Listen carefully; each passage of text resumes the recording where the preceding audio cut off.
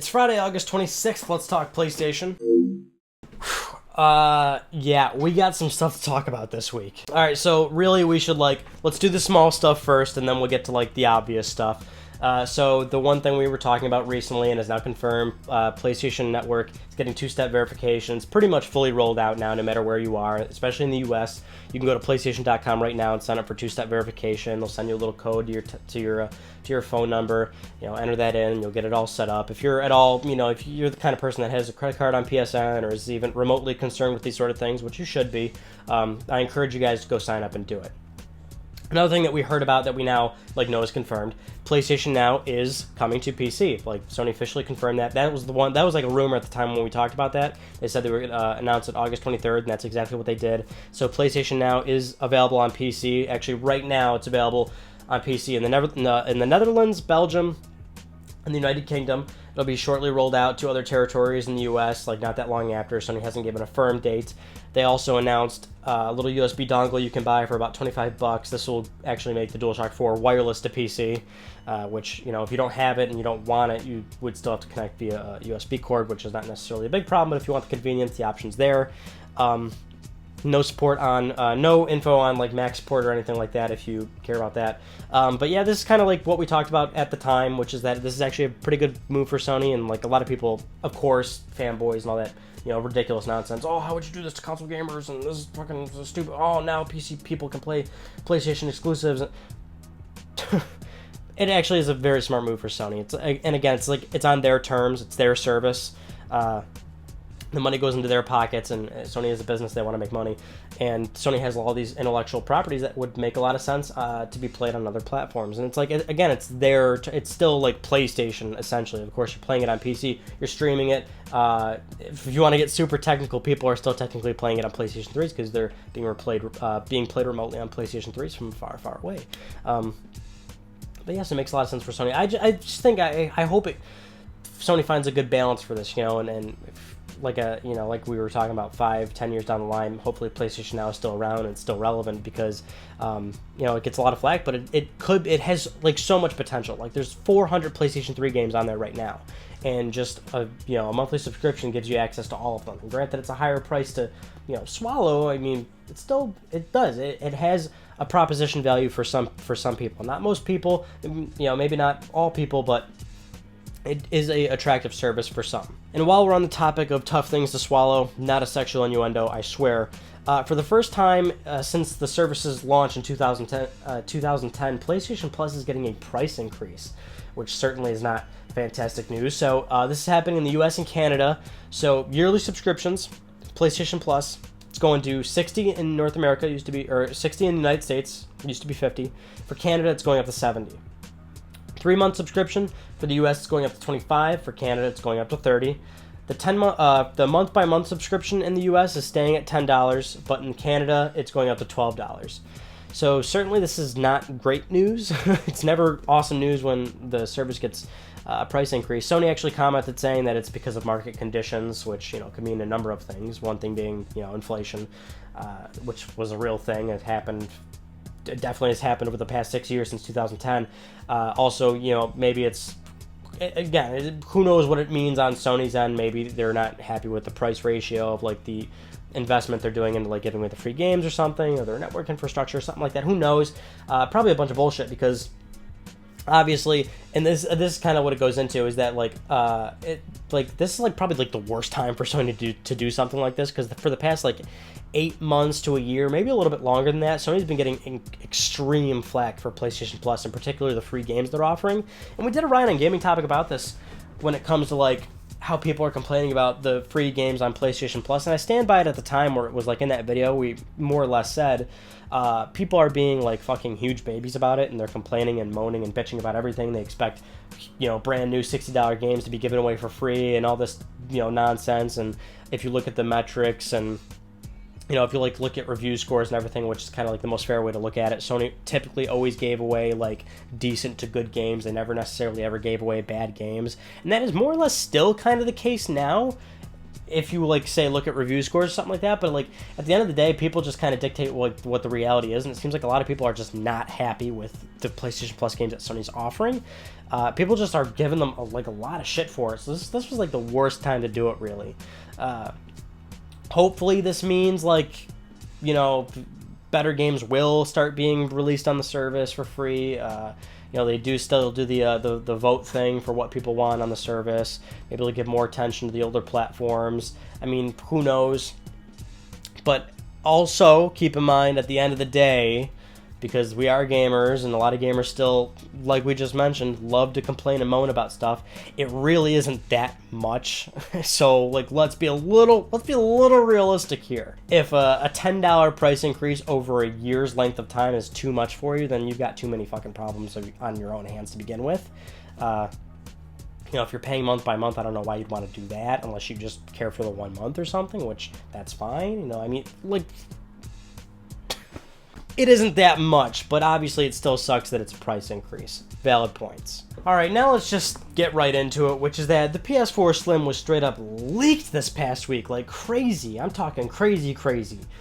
So here's a little breakdown. The website Gumtree or whatever, where there's like a bunch of online listings and stuff where you can buy shit. Some guy, like a PS4 Slim popped up on there. A guy bought it. Now there's like tons of listings now. A Eurogamer writer went over to the Gumtree users' house to actually like check out the system. There was footage of it and everything. We got pictures, we've got articles. The videos, of course, are getting taken down by Sony very quick and swiftly, but they were up. You could see them at the time. They're probably still up somewhere. It is the internet after all. You could probably find it somewhere. I'm not going to show any of them to you or anything like that to try and avoid not getting this LTPS taken down, which I actually should have put a disclaimer at the very beginning of this video. Hopefully this doesn't like get taken down or something.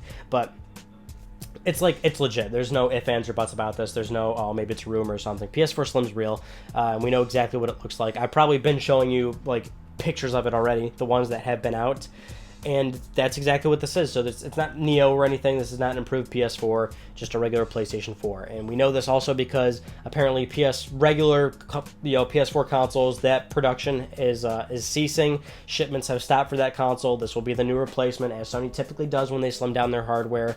The old system's out, the slim one becomes the new standard. So this will become the new standard PlayStation 4, which is expected to obviously be announced at the September 7th PlayStation event, where Sony's expected to not only show this thing, which has been leaked like crazy, but also show off PS4 Neo and explain what that is, and probably show what it looks like and whatnot. So a couple of other things is that now that we actually have this thing and people, you know, have the like finished hardware and whatnot, and it boots and it works, that tells us right away, and that's what other people are saying, and it's like more or less confirmed, which is that at this event, Sony's going to announce the availability of this thing pretty much right away. They're saying it'll be available like a week after or something, like September 14th or 15th. But basically, it will have that immediacy factor to it, which is what Sony did with the previous two slimmer PlayStation 3s. And I think they also did that with the Slim Vita as well. They made it available not too long after they made the announcement, but so yeah, this event will happen. They'll finally reveal it, and it will be available pretty much right away. So I guess we'll talk about the actual system, which is that, well, no, here's what I want to say. Because if you remember, we did our like annual, you know, predictions video for what Sony was going to do for the year or whatnot for 2016, and one of my predictions was PS4 Slim. But at the time, I was also like, oh, I have to, you know, guess PS4 Slim. But at the same time, it seems like there's no rumors going around whatsoever. There's no leaks. There's no nothing. Sony always slims down their hardware, so, you know, they are due to do it, but there's nothing. And we got to like what, June, July, and I'm just like, wow, are they really not going to slim down PS4? That like they do this every single time, and then boom, out of nowhere, just like that, in a matter of one day, the entire system's leaked. And it was just like it wasn't even a gradual thing, like you know, new filing for FCC or like a parts leak or something. Like, no, just straight up the system's done, and here's what it looks like, here's what it, you know, everything like that. So, but yeah, I guess, you know, we finally, you know, called it. Sony is due to do it, and here it is. The one thing I wanted to say is that I think the thing looks noticeably worse if we're talking about aesthetics. Of course, that's a subjective thing, but I've always felt that like Sony's first run at consoles always looked the best. Like, I think the fat PlayStation 3 was a gorgeous, glossy, beautiful monster that had that beautiful chrome trim to it. And then sure enough, the next one comes. And of course, revisions of the fat PS3, which took out the USB ports, the card readers, extra functionality. Then slim PS3, of course, just a matte box, and it has it has physical contact buttons and not the touch sensitive buttons, which is another thing Sony did with PS4. PS4 came out, had the glossy plate on it. I think that looked fantastic. Had a cool LED light strip on the top. Had the touch capacitive buttons as well. Then they revised it slightly to give it a matte finish completely on the faceplate. Still had the LED light strip, but I believe they turned down the intensity of that light, and then they went to physical buttons on that. And now here we go with the slim PS4, which is that just straight plastic box. Has like, you can look at the buttons on it and they look noticeably cheaper to me, and people think this thing looks like cool. It looks fine. I just like, I think it looks noticeably worse, I don't get it. And it's missing the LED light strip as far as I know, unless I'm perhaps completely missing something here. But I just don't get it. Like, why do the slim ones always look noticeably, like, not nearly as sexy to me? It's just like, if you're like a tech geek and you love fancy looking hardware, their first run is always like the best one. It just does not look that great to me.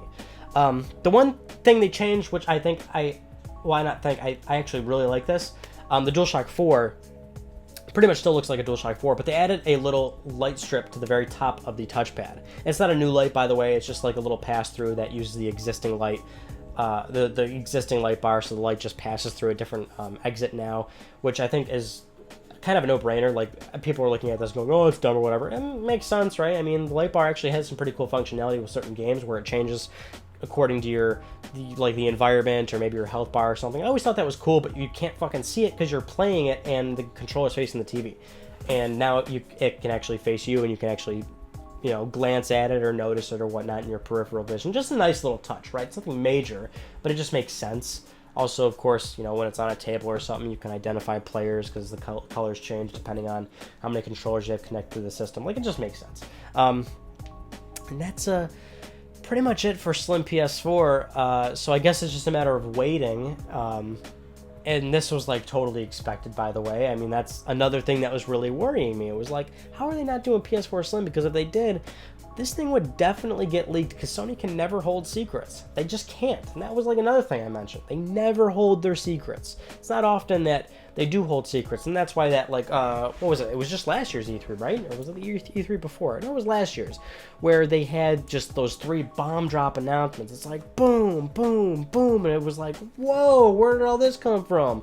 Last Guardian back, Shenmue 3, Final Fantasy 7. It's like, how did they hold these secrets? Like, that was so not Sony of them to do that. Alright, but anyway, we'll just have to wait till September 7th for Sony to actually announce PS4 Slim and give us some extra little details. Maybe this is less power. I'm sure it's, gonna run quieter, maybe, I would hope. That'd be pretty cool.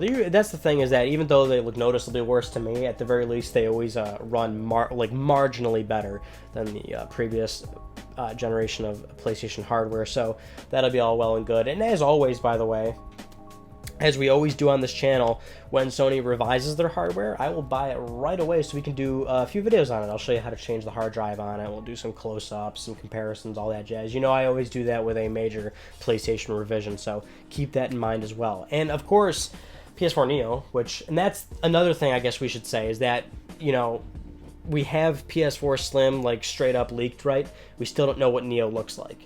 We still don't know hardly anything about Neo other than the fact that all the, very, very, credential rumors that we have about it. So that leads me to believe that Neo is probably further out. It won't be one of those buy out and get it now things. It'll probably be like, and here's when it will be available, and it'll probably be a few months out. All the rumors were still saying it was going to release this year. If they're having this event in September, if they're having this event on the 7th, and there's only a few months left out of the year, I mean, who knows, like, they've had to be cutting it pretty close for Neo to make it this year, so maybe it'll dip into next year, I don't know, but one thing's for sure is that they're obviously not ready to just release Neo right away, so keep that in mind. Also, for our last closing news story, Sony has announced their pre-TGS show, their Tokyo Game Show. That sounded weird. It's September 13th, so keep that in mind. I'm not sure what I'll be doing in terms of how much time I'll have and whatnot around that time. Usually, of course, another thing we always do on this channel is do a video right after the event, like recapping it and impressions and whatnot. But I'm starting to think, like, what could they announce there? Because they already had so many events. They still got PSX, I believe, right? Have they already announced PSX 2016? I don't even remember anymore. I'm just so jumbled recently.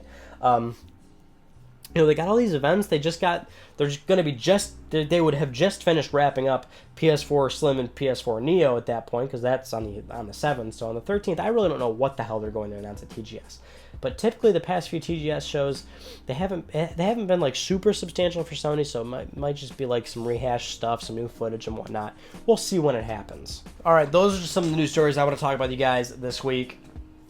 Hopefully, I know there was like a lot that came out this past week. I hope I covered everything.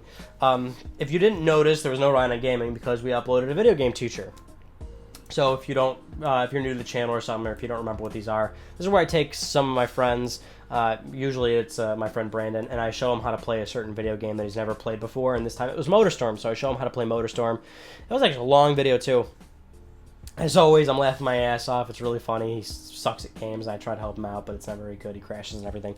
Awesome fucking video. I love honestly, I love filming videos with him or just like another person, like, because it obviously adds a different dynamic. I've done this channel for a little over 4 years now, and it's like always myself and talking to the camera. And I always say we, even though it's fucking just me in this room alone, but because I know all you people, beautiful people, are watching. But watch that. And I will also note that because there's a reason why that went up, and it's because I'm out of Ryan on Gaming topics. Not that you guys haven't been submitting a ton, which is great. You know, keep submitting topics by all means. I just, like, if you haven't noticed, I pre-record them to fit my schedule, my work schedule and whatnot. And I just, like, straight up ran out of, like, finished filmed, like, episodes of it. So I just have to find time to film new ones and record and edit new ones. So, which is why there's like a 50% chance I may not have a new one ready by next Wednesday.